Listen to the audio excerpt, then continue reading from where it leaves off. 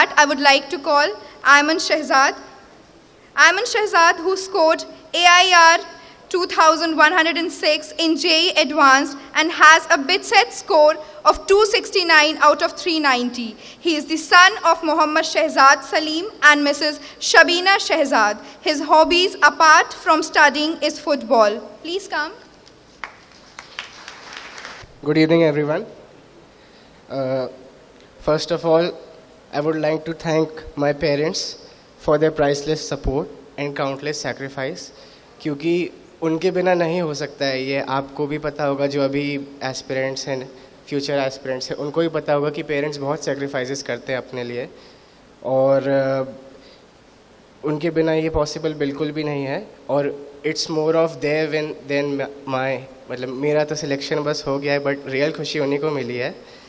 And also my teachers, I am so grateful to them, because मैं कितने भी time उनको मैसेज करता था, कोई डाउट होता था, मैं किसी भी टाइम उनको मैसेज करता था, कॉल करता था, and they used to respond. And even Covid में भी काफ़ी प्रॉब्लम हुआ क्योंकि कम्युनिकेशन ब्रेक हो गया था टोटली, बट सर लोगों ने पूरा एफर्ट किया, पूरी हेल्प की. और लाइक मेरा इंटरेस्ट PCM में उतना नहीं था 9th-10th में, बट 11th में मैंने जब फर्स्ट वीक क्लास अटेंड की तो सर के टीचिंग मेथड्स ही इतने अच्छे थे तीनों सर के कि I was like fascinated by there teaching approach. और पहले ही संडे मुझे डांट भी पड़ी थी क्लास में क्योंकि मैं बात कर रहा था क्लास में. तो तब से बस एक ही वो रहा था कि सर लोग की नज़रों में सही से रहना है और जैसा सर बोले वैसे ही करना है. And maybe some people would be knowing I am a dropper. So मैं 3 साल से रेडियंस से जुड़ा हूँ. And first 2 years went quite good, but covid की वजह से मुझे बहुत टाइम मिला. लोगों को कम टाइम मिलता है तो उनकी प्रिपरेशन ख़राब होती है. मुझे बहुत टाइम मिला तो मेरी प्रिपरेशन ख़राब हो गई थी क्योंकि मैं बहुत टाइम वेस्ट करने लग गया था. लाइक पढ़ाई वढ़ाई तो मेरा ऐसा हो गया था कि वो सेकेंडरी हो जाएगा, पहले मेंस में ठीक ठाक परसेंटाइल आ गया था लास्ट ईयर, तो आई थॉट कि हो गया है सब कुछ. बट वो टाइम मिलने की वजह से जो मैंने अपना पूरा प्रोसेस ब्रेक कर दिया था, शेड्यूल फॉलो करना बंद कर दिया था, मेरे आवर्स भी सिग्निफिकेंटली ड्रॉप हो गए थे पढ़ने के, तो उससे मेरा रिज़ल्ट काफ़ी ख़राब हुआ 12th में. तो then my immediate decision was कि I would take a drop. और सर लोगों से भी बात की तो सर लोग ने भी पूरा सपोर्ट किया ड्रॉप में और इतना मोटिवेट किया. लाइक बहुत सारे लोग ऐसा बोलते हैं कि ड्रॉप एक वेस्ट ईयर होता है एक्सेट्रा, बट ऐसा कुछ भी नहीं होता है. अगर आप सही से मोटिवेटेड हैं तो drop would be the best decision you will ever take. तो मैंने ड्रॉप लिया और थैंकफुली मेरा इम्प्रूव हो गया काफ़ी. और फर्स्ट क्वेश्चन जो मैं लोगों का सुनता हूँ बहुत ज़्यादा, लाइक दे आस्क कि डमी लेना चाहिए या नहीं लेना चाहिए. So that thing is totally depended on you, because personally मुझे कोविड की वजह से जो स्कूल टोटली डमी जैसा ही हो गया था, तो मेरा डिसिप्लिन टोटली ब्रेक हो गया. बट मे बी कि यहाँ पे मोटिवेटेड लोग होंगे तो उनको टाइम मिलेगा तो वो और पढ़ेंगे. तो it totally depends on you, आपको जैसा अच्छा लगता है वैसा कीजिए भी. और next thing I will come to my preparation part. तो मैंने टोटली क्लास नोट्स और उन पे फोकस किया था. मैंने कोई एक्स्ट्रा प्रोग्राम ज्वाइन नहीं किया था. मैं रेडियंस में ही रहा हूँ. ड्रॉप ईयर में भी मैंने रेडियंस में ही पढ़ा है. और सर लोग के नोट्स एक्स्ट्रॉर्डिनरी रहते हैं, लाइक टू द पॉइंट ऐसे रहते हैं. मैंने और भी नोट्स देखे हैं बाहर के, बट रेडियंस में जो नोट्स बने जाते हैं वो टू द पॉइंट रहते हैं. बहुत एक्स्ट्रा नॉलेज भी नहीं रहता क्योंकि वो चाहिए नहीं होता. मेंस एडवांस में फिक्स्ड एक बाउंड्रीज हैं तो उतना ही पढ़ाते हैं सर लोग और इतना इनफ है. एंड मोस्ट इम्पॉर्टेंट पार्ट जो प्रिपरेशन में आता है वो है कंसिस्टेंसी. तो लाइक आप उसको मोटिवेशन से भी रिलेट कर सकते हैं. स्टार्टिंग में बहुत मोटिवेशन रहता है. जब आप 11th में ज्वाइन करेंगे कोचिंग तो आपको बहुत अच्छा लगेगा, लाइक पढ़ने में ऐसा करेगा कि हाँ मैं कर लूँगा. और क्लास में भी आप आंसरिंग कर पाएंगे क्योंकि आप बहुत ज़्यादा मोटिवेटेड है, वो सब कुछ आपके लिए फ्रेश है एकदम. बट स्लोली जब बीच में आने लगता है, जब ऐसे चैप्टर्स आने लगते हैं जो थोड़ा ट्रिकी होते हैं, लाइक मुझे पर्सनली आयनिक में प्रॉब्लम था, बहुत सारे लोगों को आयनिक में प्रॉब्लम होता है. मैंने वो टोटली स्किप कर दिया था वो पार्ट, और मतलब वो बहुत बड़ी गलती रहती है. आपको कोई भी पार्ट स्किप नहीं करना चाहिए. तो कंसिस्टेंसी बहुत इंपॉर्टेंट है. और कंसिस्टेंसी लाने का बेस्ट तरीका है कि आप शेड्यूल बनाइए अपना, कि आपको लाइक आप आज जाइए रात को और लिखिए कि मैं कल क्या क्या करूँगा।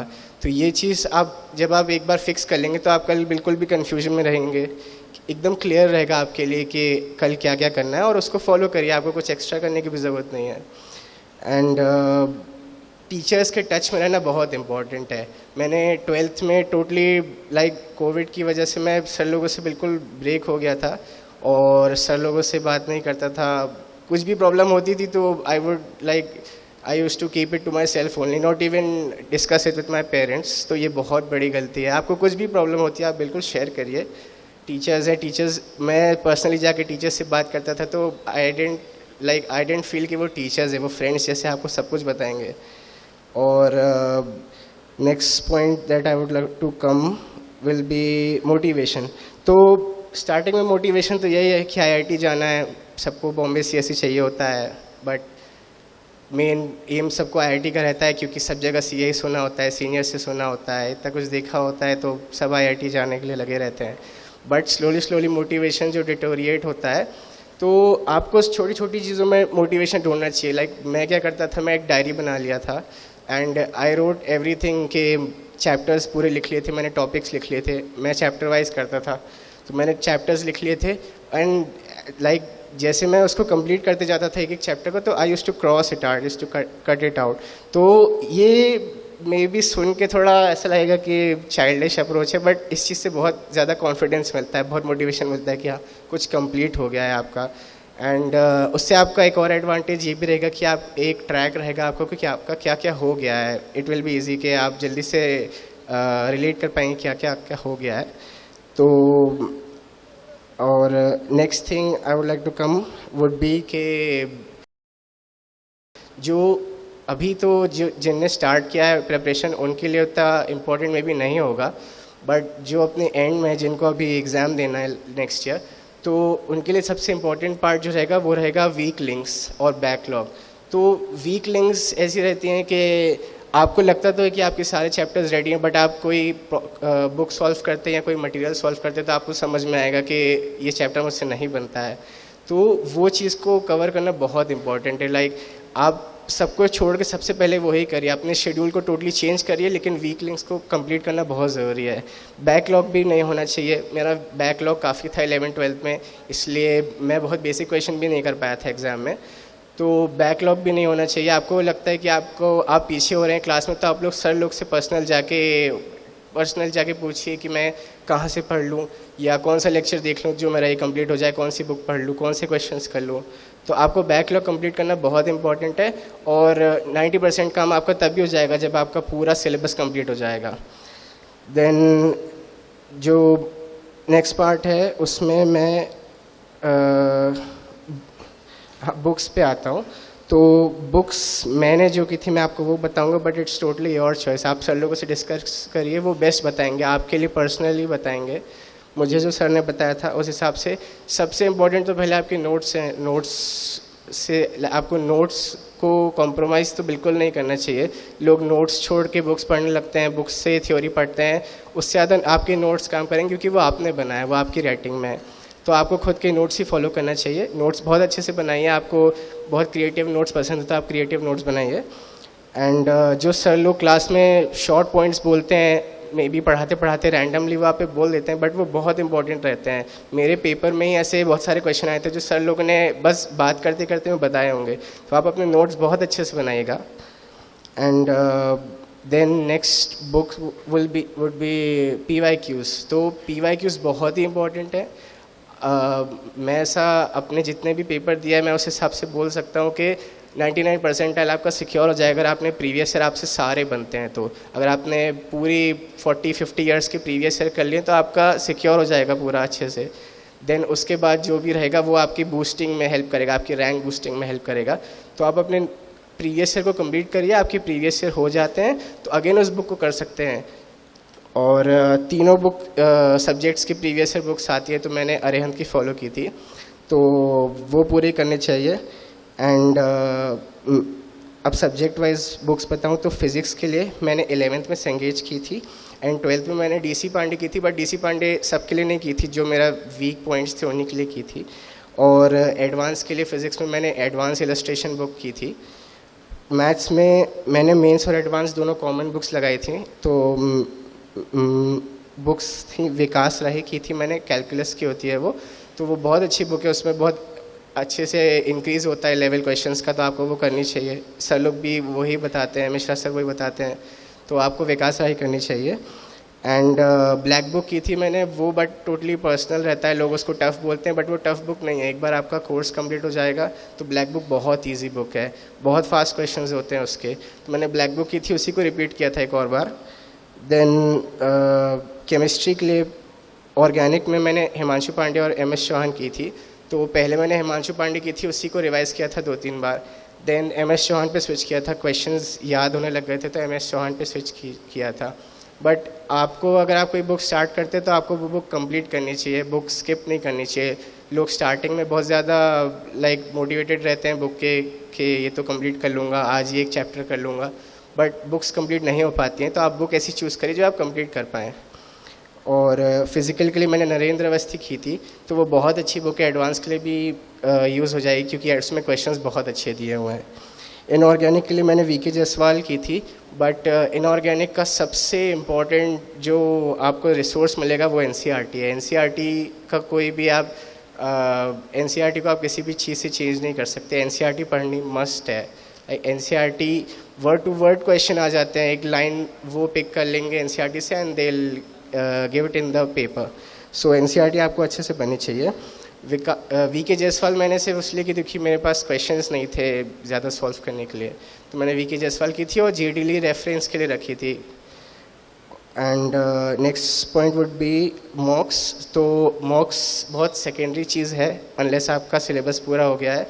मॉक्स आपको फोकस तभी करना चाहिए जब आपका सब कुछ हो गया, आप कॉन्फिडेंट हैं, आपके प्रीवियस ईयर हो गए, सब हो गए, only then start with mocks. और कोई टेस्ट सीरीज़ अगर आपको लेनी है तो सर लोगों से ही कंसल्ट कीजिए।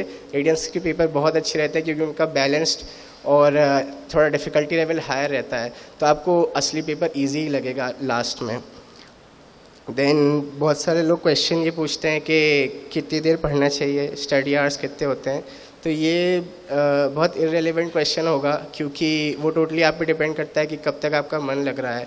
कोई 3 घंटे पढ़ने वाला भी 5 आवर्स से ज़्यादा वाले से इफेक्टिव अगर पढ़ लेगा तो उसकी ज़्यादा अच्छी प्रिपरेशन कहलाएगी। तो आपको फिक्स नहीं करना चाहिए कि आज मैं 12 घंटे पढ़ूंगा, आपको उतना ही पढ़ना चाहिए जितना आपका मन लगता है। शुरू में भी आपको थोड़ा सा अपने आप को पुश करना होगा, बट एक बार आदत पड़ जाएगी तो आपके स्टडी आवर्स खुद ही इम्प्रूव होते जाएंगे। Then one important part would be recreation. तो कुछ लोग सिर्फ पढ़ते ही रहते हैं, मैंने देखा था कुछ लोग वो दिन भर पढ़ते हैं, मैंने वीडियो देखे थे, तो दिन भर पढ़ने का कोई मतलब नहीं है, आपकी एफिशिएंसी कम होती जाएगी, आपकी इफेक्टिवनेस कम होती जाएगी। आप एक दिन ऐसा कर पाएंगे, बट 2-3 दिन बाद आप इतने थक जाएंगे कि आपका बहुत ज़्यादा गैप हो जाएगा। तो वो गैप नहीं आना चाहिए, कंसिस्टेंसी इज़ द की। तो रिक्रिएशन बहुत इंपॉर्टेंट है। मैं म्यूज़िक सुनता था जितना भी टाइम मुझे मिलता था, तो रिक्रिएशन ऐसा होना चाहिए जिससे आपको स्ट्रेन ना हो, क्योंकि आप बुक्स में अपनी आइज़ वो स्ट्रेन करके आए हैं, तो कुछ नॉन स्ट्रेनिंग रिक्रिएशन होना चाहिए, तो इसलिए मैं म्यूज़िक सुनता था। So then finally I would like to thank all the Radiance team because उनका भी बहुत इंपॉर्टेंट पार्ट था। पूरे स्टाफ मेंबर्स जो है मैं उनसे भी वो बहुत अच्छे से आपको चिल कर देंगे। आप बहुत ज़्यादा अगर स्ट्रेस में है तो आप उनसे बात करिए, आपको अच्छा लगेगा। तो मैं अपने मेंटर से कनेक्टेड रहता था, उनको भी मैसेज करता था, कुछ डाउट होता था, कोई रिसोर्स चाहिए होता था। So last thing, finally I would like to thank all everybody present here for listening to me, and all the best to the future aspirants.